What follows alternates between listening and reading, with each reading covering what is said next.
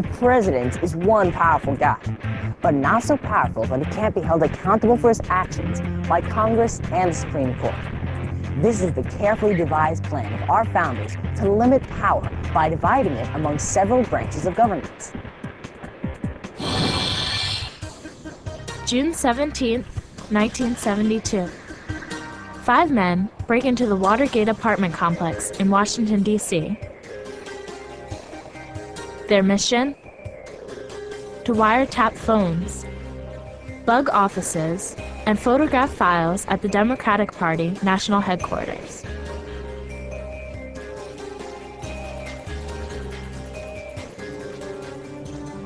The police arrested the burglars. As it turned out, they had links to Republican President Richard Nixon's re-election committee.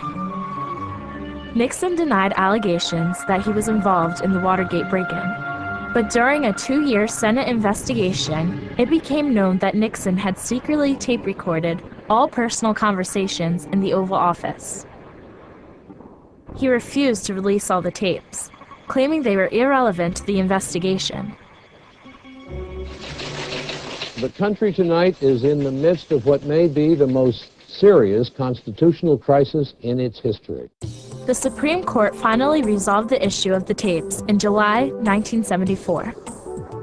In the case, United States versus Nixon, the Supreme Court justices unanimously ordered the president to hand over the tapes to federal investigators. When the contents of the tape showed that the president had been involved in the cover-up since the first days after the break-in, the discovery became the smoking gun that no one could defend. Faced with impeachment by Congress, Richard Nixon resigned from the presidency on August 9, 1974. I have never been a quitter. To leave office before my term is completed is abhorrent to every instinct in my body.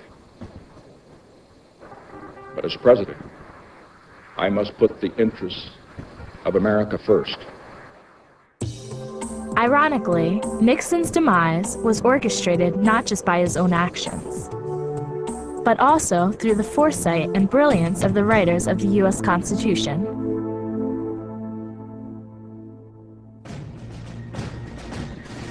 (1787). The founders of our nation meet in the East Room of the Old Pennsylvania State House in Philadelphia. It is the same room where the Declaration of Independence had been signed a decade earlier. Here, the nation's founders would draft the Constitution of the United States. They faced a monumental task in drafting this document. They were not just codifying a new body of laws. They were drafting a plan for a radically new form of government. The men who wrote the Constitution wanted to create a government strong enough to ensure national interests, but limited enough to protect personal liberty. Separation of powers was a theory first proposed by the French philosopher Charles de Montesquieu. But our nation's founders wisely decided that separating governmental powers would not be enough. Otherwise, each branch of government would exploit its power at the expense of the others. They needed to devise a system that would require separate but overlapping powers. Each branch would have to work together, moderating between the demands and interests of various groups. Checks and balances. This would be the answer to the division of power. The Constitution divides the United States government into 3 branches. Each branch has certain primary responsibilities. The legislative branch creates laws.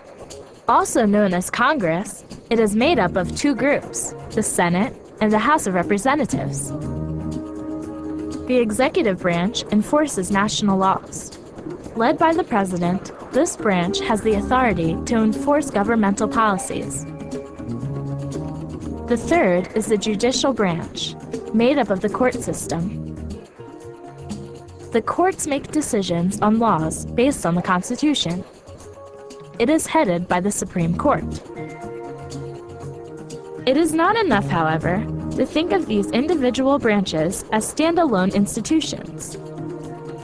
Rather, their power and authority are interrelated and shared.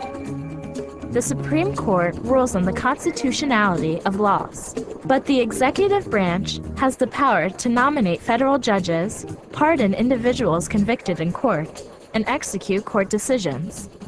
So the Supreme Court's power is limited by the powers of the executive branch. Congress also has power over the Supreme Court. It can impeach federal judges and rewrite legislation in ways that change the law. But the Supreme Court also has power over the executive and legislative branches. It can declare an executive or congressional action unlawful or unconstitutional. Because they share power, each branch acts as a check on the powers of the other two. When Congress called upon its authority to impeach and remove President Nixon from office, it was demonstrating the wisdom of our founders in creating a system of checks and balances. Today, all democracies place constitutional limits on the power of government, protecting the authority of government and the rights of individuals.